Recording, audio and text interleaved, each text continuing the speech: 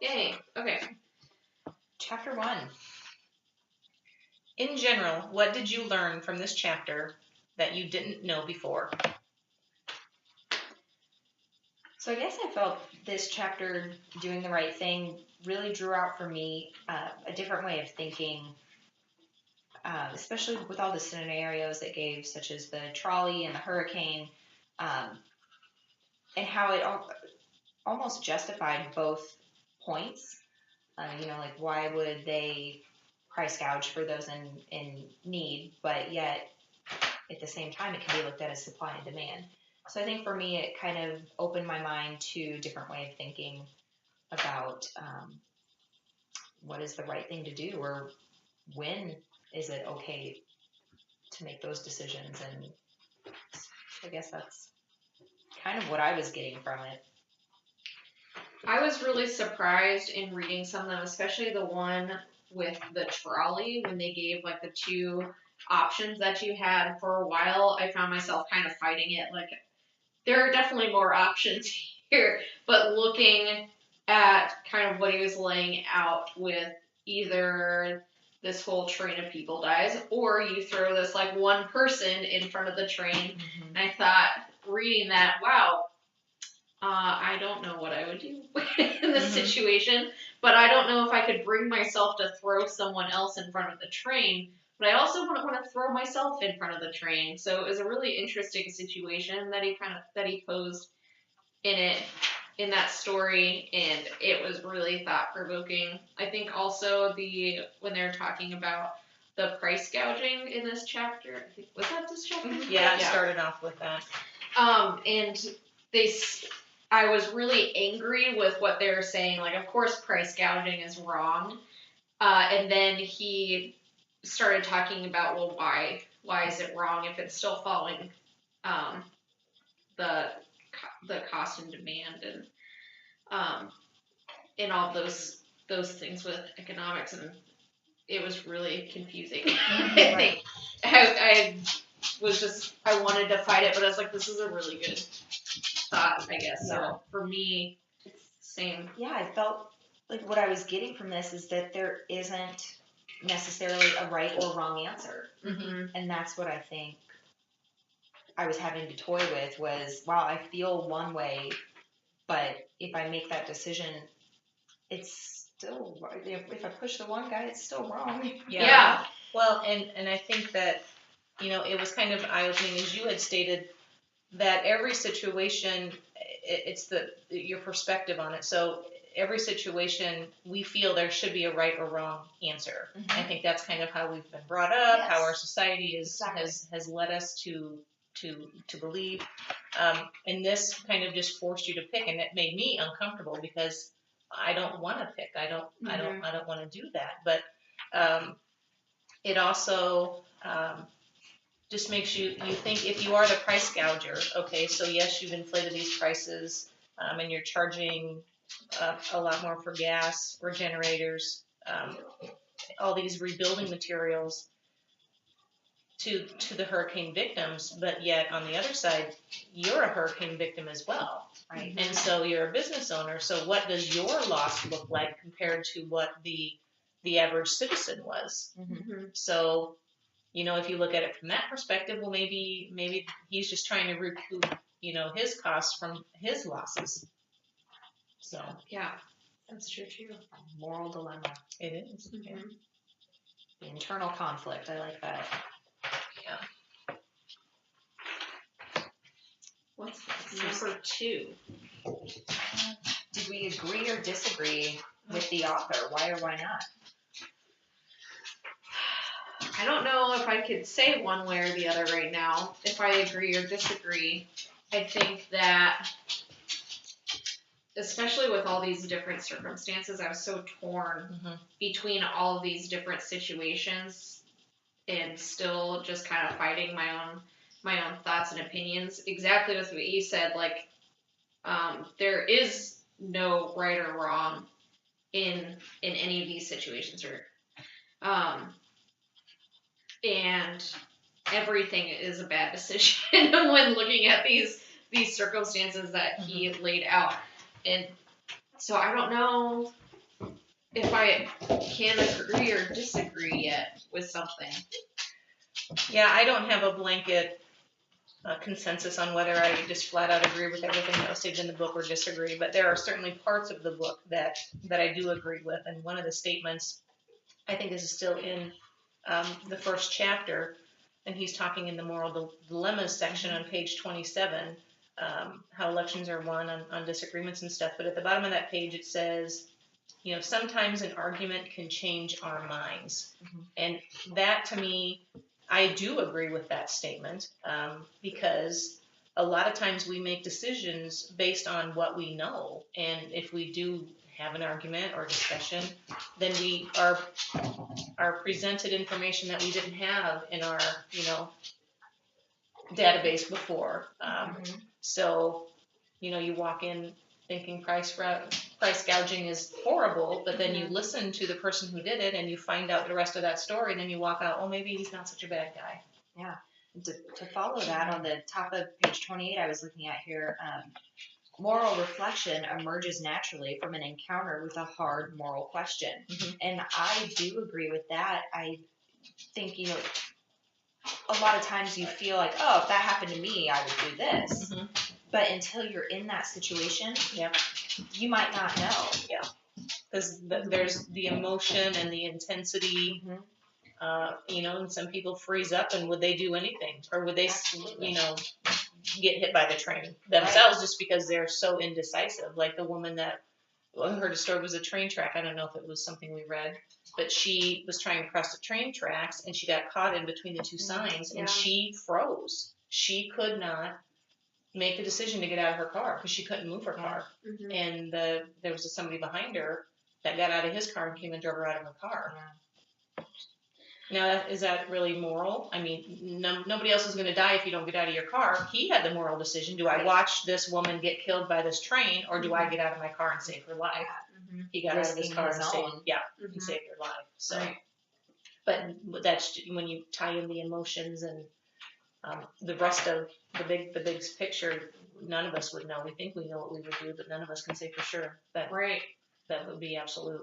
Right, and that's on here on page 28 too. Confronted with this tension, we may revise our judgment about the right thing to do, or rethink the principle we initially espoused. And I think that's so true, and I think that's why it is so hard going through some of these examples. Is like, I really don't know what I would do in that situation. Like if we're confronted with the trolley situation, or with a woman who's stuck on the train tracks. I can say I would do one thing, but who really knows what you're going to do in that moment? Right. Yeah. Very thought-provoking book so far. I mean, just chapter 1 really had me going, you know, what would I do? Or is that right? Or is it wrong? Or well, and we normally don't sit around and think about scenarios like this. Right. So for us to read this kind of out of the gate, first impression kind of a thing, you're just thrown into that, and you're like, oh my, well, I don't know what I would do. And then, well, maybe if I thought about it, well, maybe this is what I would do. This is what I'd like to think I would do. Right.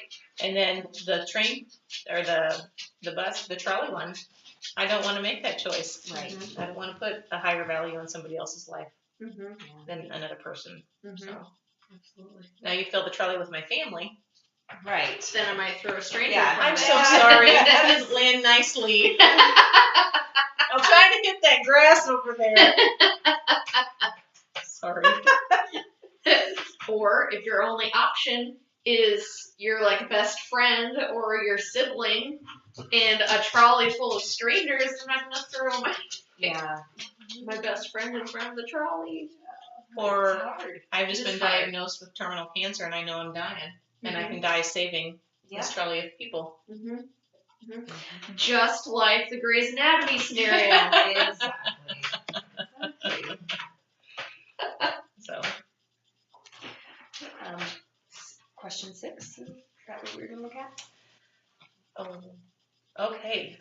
Question 6. Again, on page 7, Sandel writes, outrage is the special kind of anger you feel when you believe that people are getting things they don't deserve. Outrage of this kind is anger at injustice. Do you agree with this statement? Are there other reasons people might be morally outraged? I'm just hitting chapter 1. Yeah. I do agree that with that statement, I do agree that there is a outrage to injustice, because I think that we've all experienced that probably in some way in our life, where somebody gets something that you're like, they didn't deserve that, or they took it, or whatever it may be, and now they have something more than I do. And it does make you upset. Like, I work hard for what I have, and then when I see other people just given a promotion that maybe doesn't have as much merit behind it, but they asked for it or whatever it may be, I think it does spark something inside us that brings out the Hulk. Yeah, that normally is dormant. Yeah. And depending on, there was a situation several years ago where my husband and I went to Cancun, and we were going to be there over our wedding anniversary. And so they ask you when you're filling out the reservation, is this for a special occasion? Yes. Wedding anniversary. Okay. So I guess my expectation was maybe they'll have candy or a bottle of wine or champagne or whatever in the room. And there was nothing. Okay, fine. So we met friends down there who it was not their anniversary, but they also marked it was their anniversary, and they were upgraded to a corner suite that was just huge. And you're like, really? And we got nothing. So that would make me mad too. Yeah. So was I outraged? No, but it was like, whatever. You didn't deserve it. Yeah, it's not our anniversary. Not yours. And is that outrage moral outrage? Which is part of the question too. Is there other types of outrage past moral outrage, or what other kinds are there? Yeah. And do all situations reflect that, or are we just angry? I don't know. I mean, is it really morally a dilemma? I would say a mild one, because they were dishonest in the fact that they said, yes, we're here celebrating our wedding anniversary. Yeah, I would agree. That would make me mad. Yeah. So dishonesty. It's a little white lie, but and it worked out for them. But you were honest. And you got squat. Garden view. That's okay. We still had fun. Garden view. I don't even know if we had that. But I definitely see, when we watched this movie, and I'm gonna forget what it was called Friday night, but it was about sex trafficking, and it was based on true events. Actually, this police officer from Nebraska was sent over to Bosnia, and she was part of this unit that was sent to protect the people. And then she uncovered this whole trafficking thing, that the people that were sent there to protect were actually in the sex trafficking business, and they were making a ton of money. And these poor girls were just tortured, abused, killed. And so it was her story of how she brought this to life. But then at the end of the movie, they show you what really happened, and then they talk about the wars that are going on in Afghanistan and other places, and what you spent the last 2 hours of your life watching are happening in those. And so that is obviously morally wrong on more than one level. And when they talk about people are outraged at vultures who prey on the desperation of others and want them to be punished, to me those people are vultures, and I want them punished for what they're doing. Agreed. Yeah, and one of the girls was 15 years old. Wow.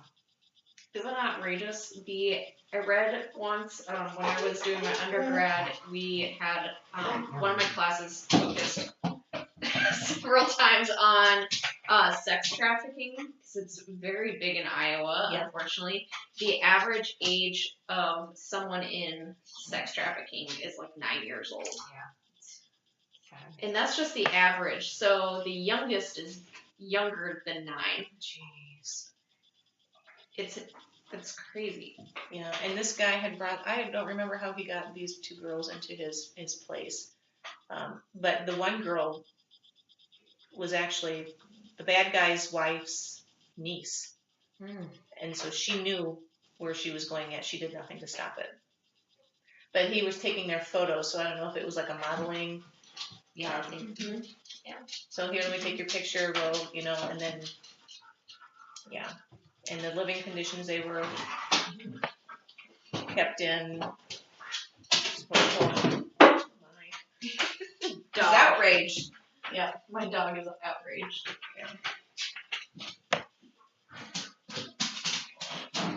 Yeah. So yeah, I think there's many reasons that people can be morally outraged, and even within like the sex trafficking, there's different levels of being morally outraged because of all of the different parameters of it.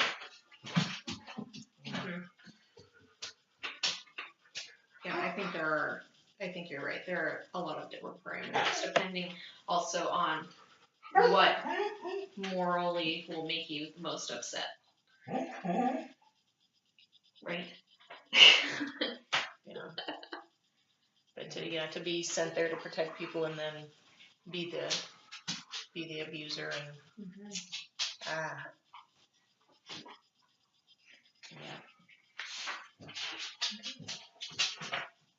That concludes our discussion on chapter 1.